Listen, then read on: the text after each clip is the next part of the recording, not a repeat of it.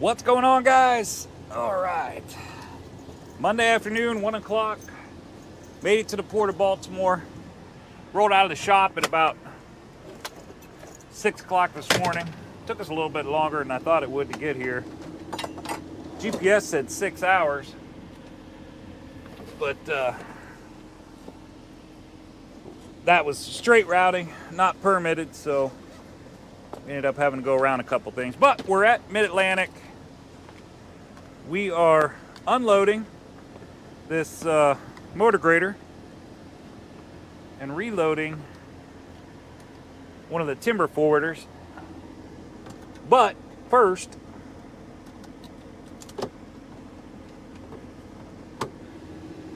we need our paperwork to reload the timber forwarder.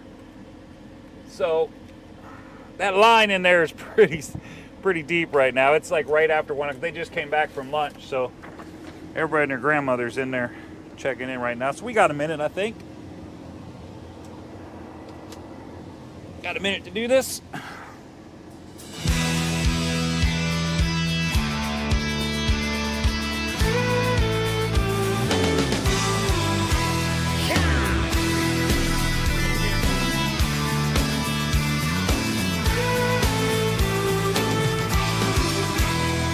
Right across these plains and prairies, Rocky Mountain highs, fade off into the distance like ghost riders in the sky.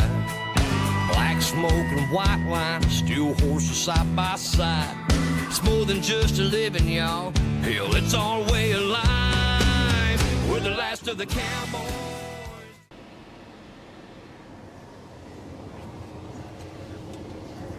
All right, here we go. We go check in. Hopefully we're not getting into a disaster here. I didn't, it was weird when I checked in at the gate. I told him I was going to Mid-Atlantic to unload and reload, and it sort of created some confusion. He said something about Shed 12, so I don't know. I'm hoping that's not a thing. Because that place over, Shed 12 over there, whoo boy, they are busy. Busy. So let's go do it. All right, well, as suspected, it's not quite as far away. It's saying it's in Wyro.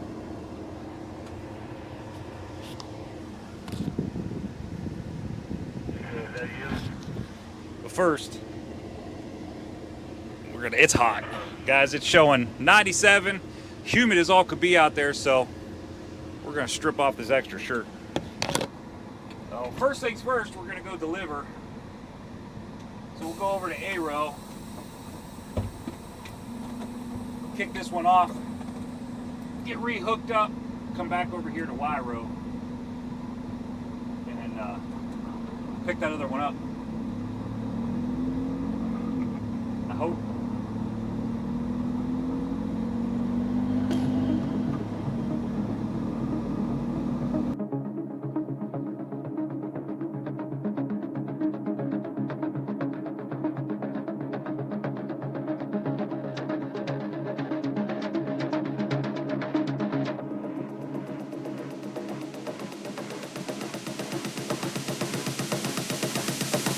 Activate.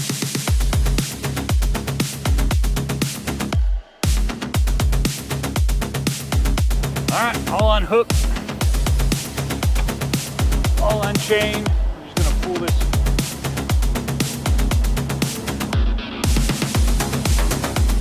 Pull away here.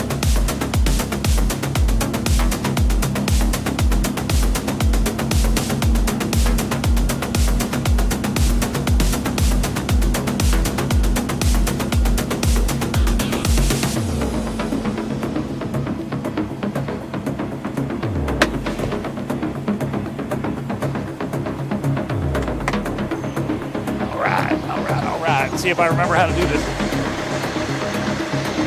Activate. Probably gonna take a minute. There we are, all dropped. Out our lines, flip our ramps. Climb up in there and see if I remember how to make this thing work. Alright, here we go. Door has to be closed.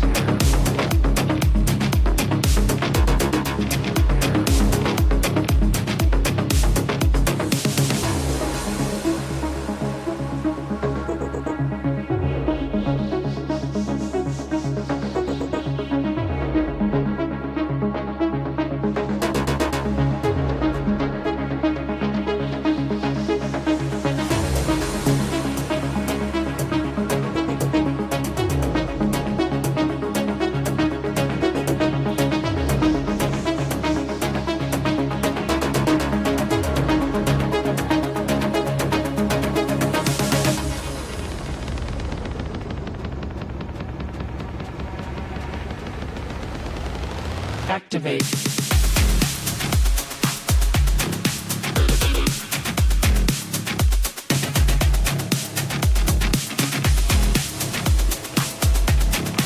Now he's got us following him over.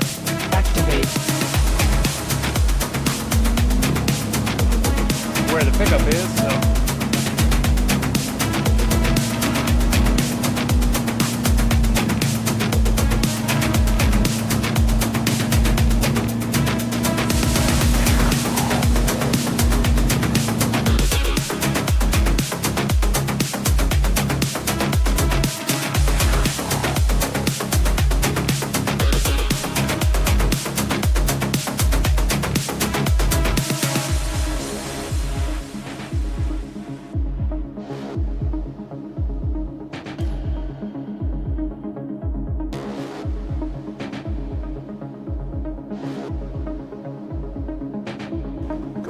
Good morning, good morning. Good morning to you. Tuesday morning, July 1st. Made it to, got loaded at Port of Baltimore yesterday. Had to fight with some traffic. 83 north at the PA line. Last sign I saw said PA line 13 miles, 42 minutes, and they weren't kidding. And then somewhere up by York on 83, there was an accident, and that had us backed up for another hour. So we lost about an hour and a half, 2 hours last night, sitting in traffic. But we made it to Clearfield, PA, up on 80. And we are going to see how much of this run we get done. GPS says we got 13 hours and 36 minutes left to get up to Wisconsin. That is not permitted, so I'm sure that's taking me across the Ohio Turnpike, which we are not doing. And that's going to probably be another hour. So I'd imagine we're about 14 and a half hours away, which is probably going to put us somewhere in the 3 to 4 hours away when we get stopped tonight from our delivery. We're going to see what happens here. But let's, I got a feeling right off the bat here, we're going to be back in a traffic situation. I think I can make this turn getting out of here, so I'll spin around. That turn is right there on the right. You probably can't see it. I got some concrete barriers there, and I don't think I can make that turn, so we'll spin around and go back through the parking lot. I got a feeling we get out here on 80. We're at the 120, exit 120, 120 mile marker on 80 in Pennsylvania. This is a thing. About the 117, there's some construction, and I have gone through there several times over the past couple weeks, and it is always bad. We're probably going to lose about 45 minutes right off the bat here. We're going to go find out, but I got a feeling. I did a little short clip on it last week or the week before when I was in there. I'd been through there a few times.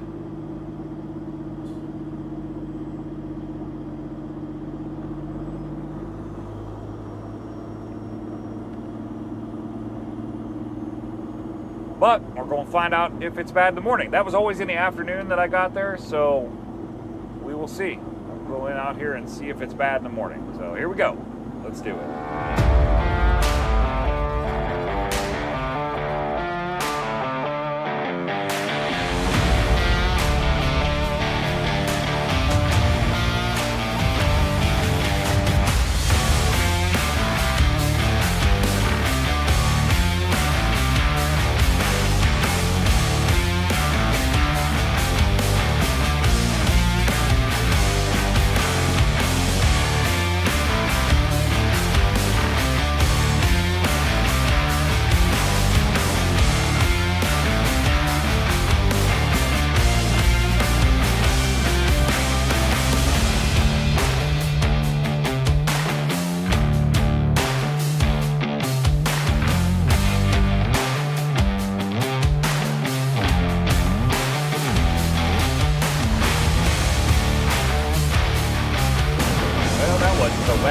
Like they got that one all cleared up. Well, go. All right. What's going on, guys? We made it to the Illinois-Wisconsin border. Man, today has been a fight. It has been a fight 100% the entire day. So we're going to talk about that here in a few minutes. But first, we need to flip this axle down. Our Wisconsin permit has us on 7 axles. So we need to flip the flip down and get set up so tomorrow we can run through Wisconsin. We are right on the border right now, spending the night here. But we got to flip this thing down to be compliant with our permit. Not sure why we did it that way, but we did, and that's the way the permit is. And I'm not going to spend another couple $100 ordering a permit. I'll just flip the axle down and be done with it. So let's go do it, and then I'll show you guys the load. I didn't get a chance to film any while I was loading. I had a chance, I just didn't do it because it was so dang hot and I was just miserable and I just wanted this done. So I'm going to show you guys the load. We'll talk about it a little bit. It's a little bit different than the last one, and we'll talk about that a little bit, and we'll get this axle flipped at the same time. So you know what? Kind of need the PTO for that. All right, here we go.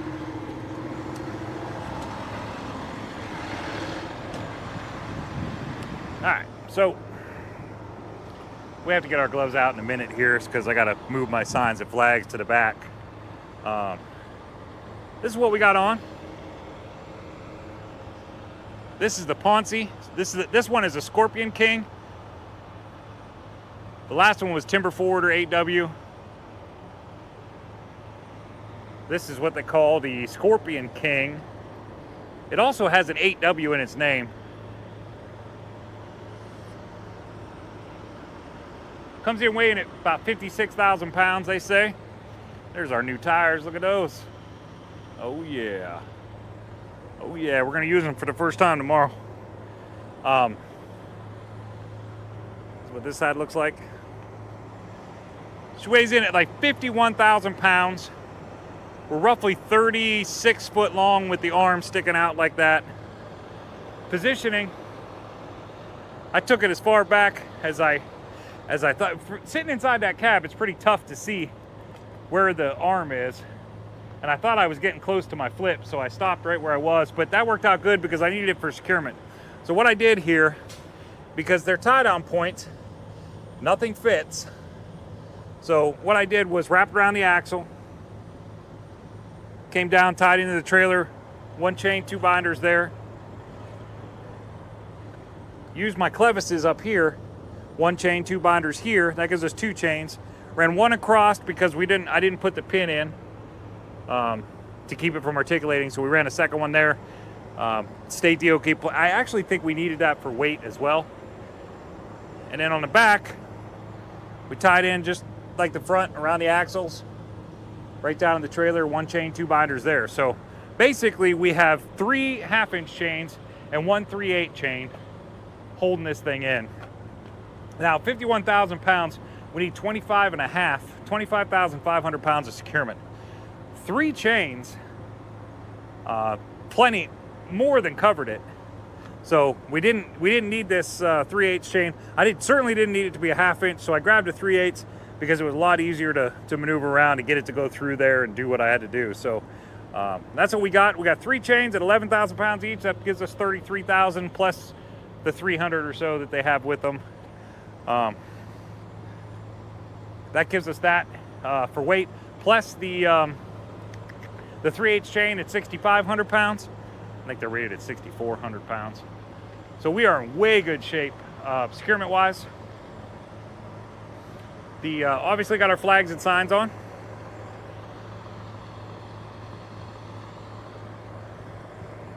And that's about it. I mean, it's pretty, I am gonna shoot, I thought about climbing up in there and shooting a video on how to start this thing. But this thing is crazy on how you get it started.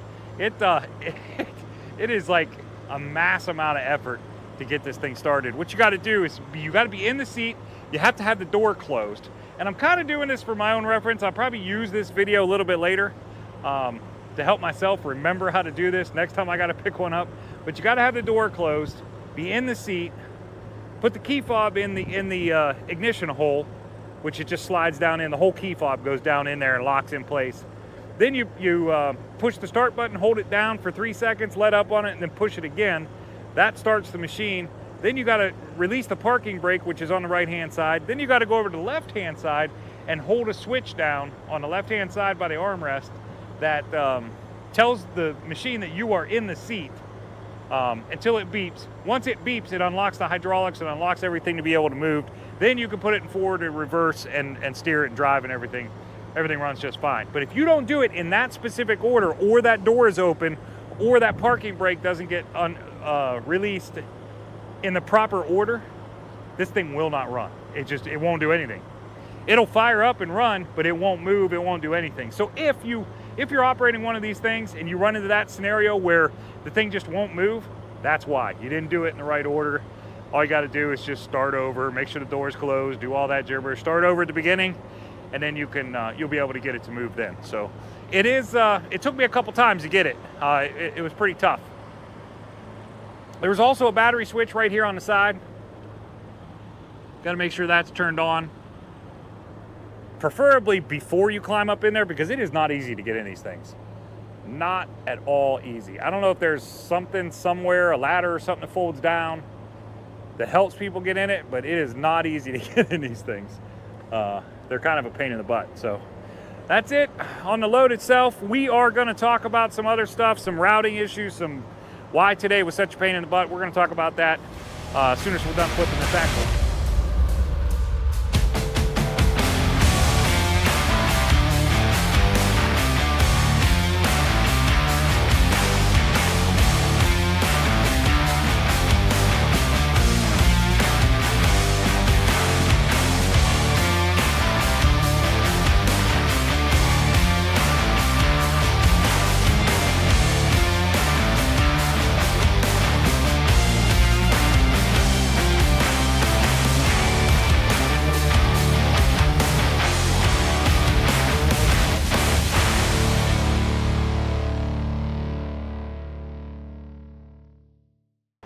There we go, all flipped, ready to go.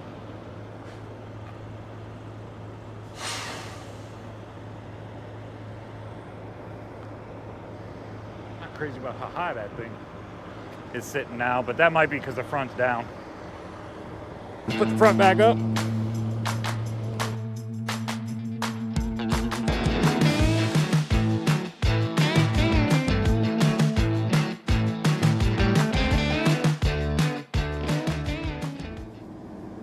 We are back. Just got done showering, grabbed something to eat, which is another point of contention I'm gonna bring up right now. But the first thing I want to talk about, I brought it up a little bit. I said I wanted to talk about the routing and man, this construction. Jeez, oh man, this construction that is going on right now. I don't know that I've ever seen it this bad. I don't know that there's ever been a year trucking that has been this bad with construction. This construction is everywhere, nonstop. It affects us in so many ways, especially over-dimensional. I mean, it affects everybody, but over-dimensional in routing, and I'm going to show you why. So first off, I started counting today. So I started out in Clearfield, Pennsylvania today, which is about the 120 mile marker. It's exit 120 on 80.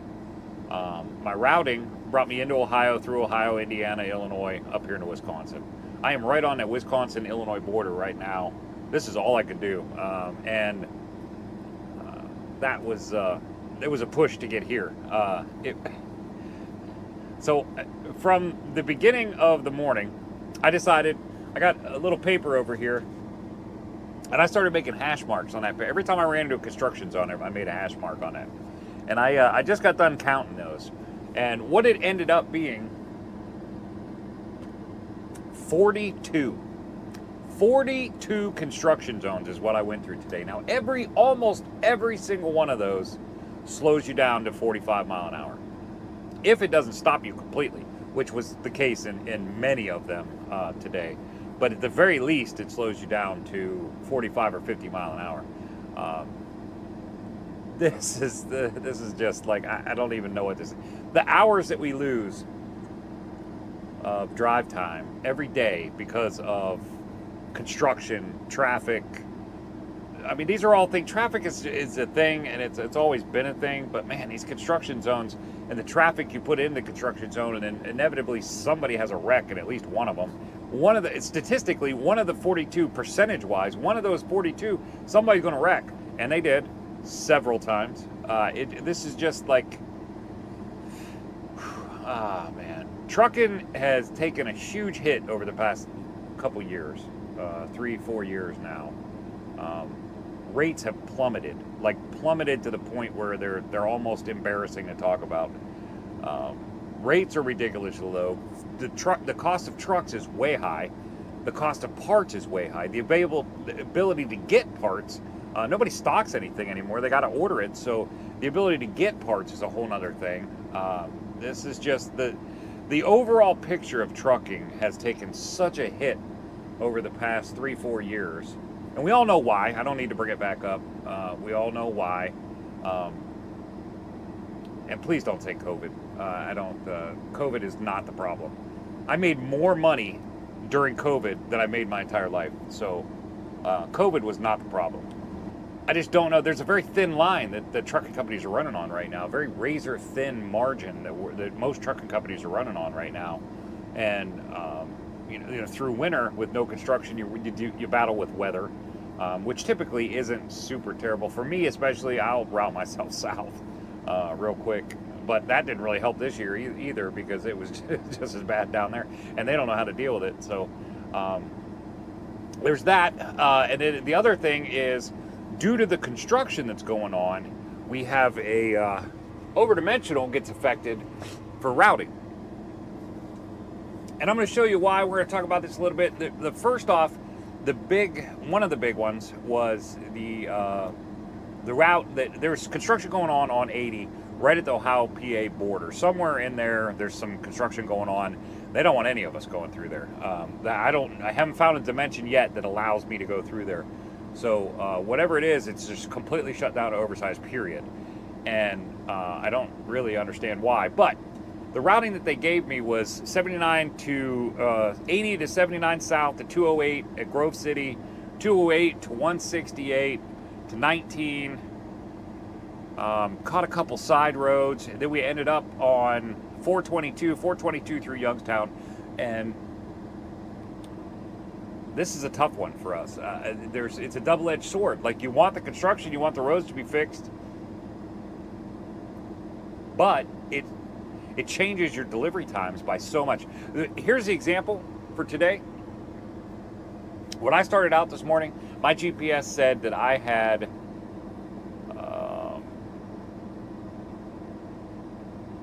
I would end up, I think it said I had 14 hours and 15 minutes to go to my delivery. So I would end up parking tonight, running my full 11 out. I would end up parking tonight, and I would have roughly 3 hours and 15 minutes that I would have to go to get there. So I would be short by 3 hours and 15 minutes, which means tomorrow morning, that's how far I have to go in order to get to delivery. What I actually have is about 6. So there's your difference. There's your difference between the construction zones, the routing that the permit department gives us, the construction zones in the routing that they give us, because that's the thing too. Like, it seems like they route us right into some more construction, but that's the difference right there. On a one-day run, I lost 3 hours of time that I now have to use tomorrow. Not to mention, it's a holiday week, so that's a whole nother thing. There's holiday restrictions coming up at the end of this week. Most of what I saw on the holiday restriction list was noon on Thursday. Overdimensional travel has to be off the road noon on Thursday. Some states are allowing overweight only to travel, no matter what, no restrictions at all. Not all of them, but some of them. But the majority is either daylight Friday morning you're not allowed to travel, or noon on Thursday you're not allowed to travel. So, given the nature of what I haul and the stuff that I do, this affects me in a big way. So what I'm hoping happens tomorrow, we're going to get the delivery and get this thing kicked off. And Andrea has, my dispatch, has some coils. She always has coils all over the place. That's her world.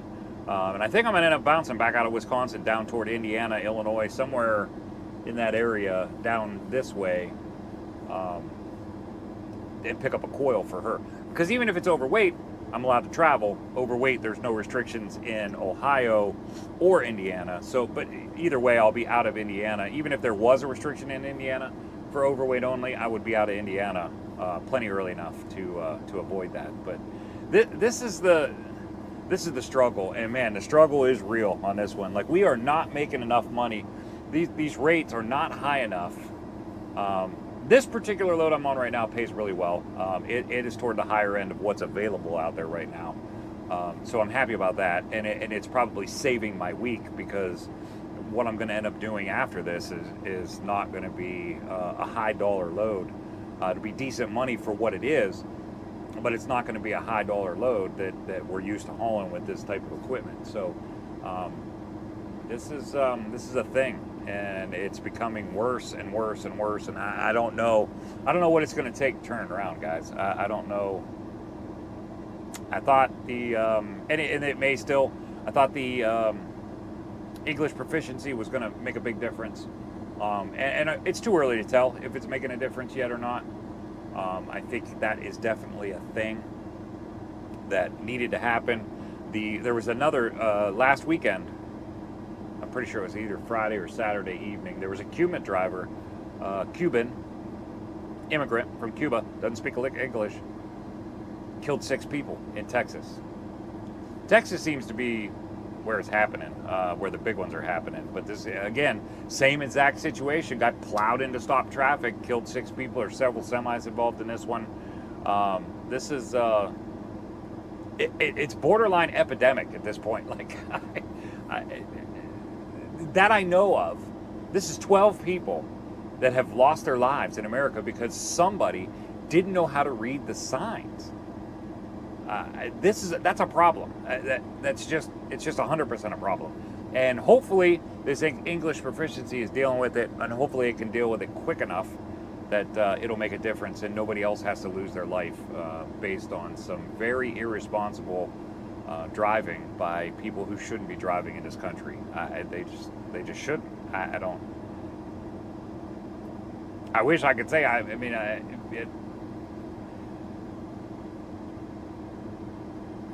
I wish I could say there was some way that I could think that it would be okay for them to drive, and there just isn't. If you can't read the signs, that's just not a thing. So this is this has been a rough year so far. I struggle, and then you throw these construction zones and these routing issues and all that stuff on top of it, and that slows us down even more, and makes the thin margin that you're running on, that it makes it a little less. Like, you can't get to that next load. Like, I should be 3 hours away from my delivery. I'm 6. Like, that's going to cut into what I can do tomorrow. It's going to cut into my ability to reload tomorrow because I just don't have time to get anywhere.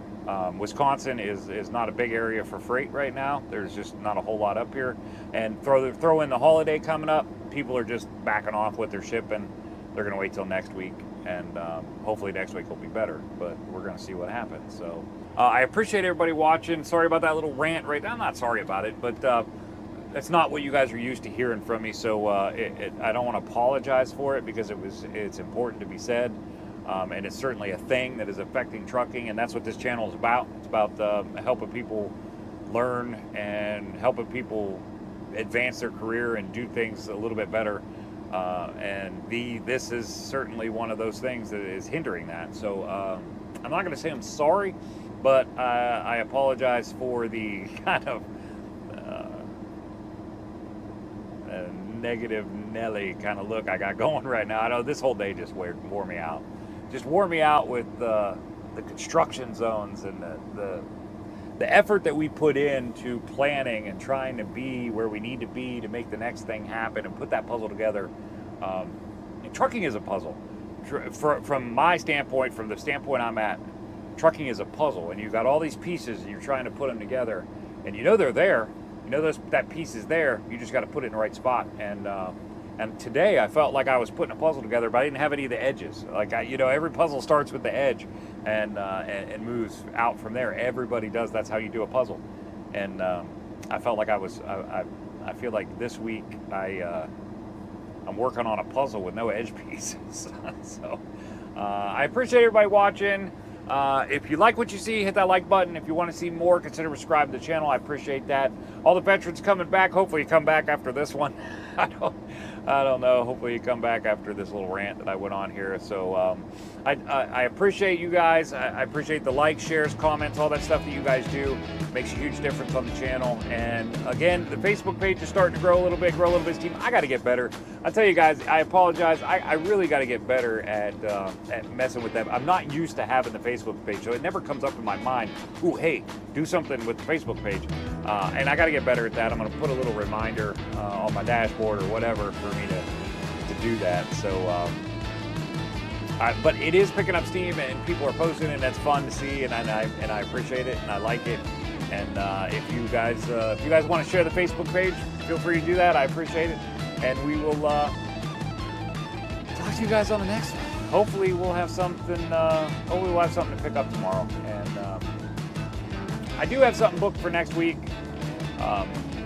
So I need to get back into the Cleveland area because of that. So we're gonna try to do that so I can get to the next one, and we're just gonna plug away next week, see what happens. So again, thanks for tuning in, and we will see you guys on the next one.